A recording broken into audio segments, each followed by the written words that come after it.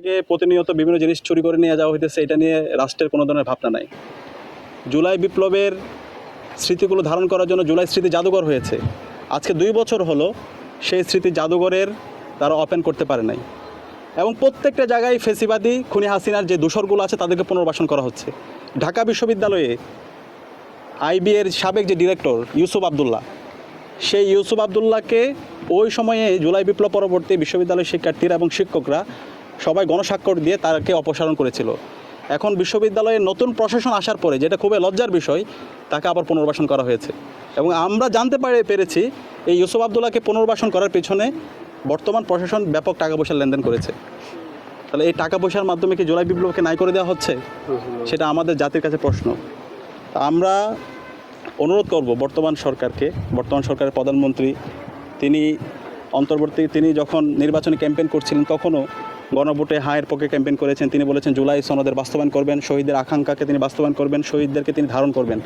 আমরা তার বাস্তব প্রতিচ্ছবি দেখতে চাই।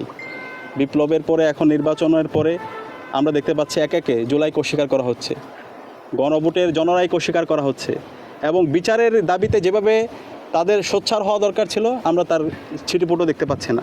আমরা দেখতে পাচ্ছি আওয়ামী লীগের দূষরা তারা বিভিন্ন জায়গায় ঘুরে বেড়াচ্ছে, তাদেরকে ধরে নেওয়ার পর আবার তাদেরকে টাকার মাধ্যমে তাদেরকে ছেড়ে দেওয়া হচ্ছে। স্বরাষ্ট্র মন্ত্রণালয় ফাংশন করছে না।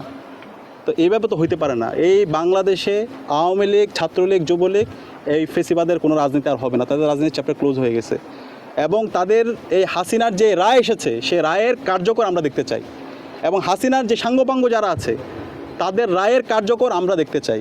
এবং শহীদ ওসমান হাদিকে যারা হত্যা করেছে, এই হত্যার সাথে রাষ্ট্রের একটা অংশ জড়িত আছে। যারা হত্যা করছে এই শহীদ ওসমান হাদির হত্যাকাণ্ডের সাথে যারা জড়িত আছে তাদেরকে এই বাংলার জমিনে বিচার আওতায় নিয়ে আসতে হবে। এটা আমাদের ছাত্র সমাজের পক্ষ থেকে দাবি। তা আমরা আশা করব সে জায়গায় বর্তমান সরকার তারা এই রায় বাস্তবায়ন করার জন্য এবং হাসিনার বিচার বাস্তবায়ন করার জন্য তারা কাজ করবে, এবং জুলাই শহীদদের আকাঙ্ক্ষার আলোকে তারা নতুন বাংলাদেশ বিনির্মাণের জন্য কাজ করবে, এবং গণভোটের যে জনরায় সেই জনরায়কে তারা মেনে নেবে। এবং একই সাথে আমরা মিডিয়াকে আহ্বান করব। আমরা দেখতে পাচ্ছি আওয়ামী লীগকে বিভিন্নভাবে বিভিন্ন মিডিয়ায় নর্মালাইজ করা হচ্ছে, এবং আওয়ামী লীগের যে বয়ান সে বয়ানগুলো বিভিন্নভাবে এই মিডিয়ায় নিয়ে এসে জুলাইকে হেয় করা হচ্ছে।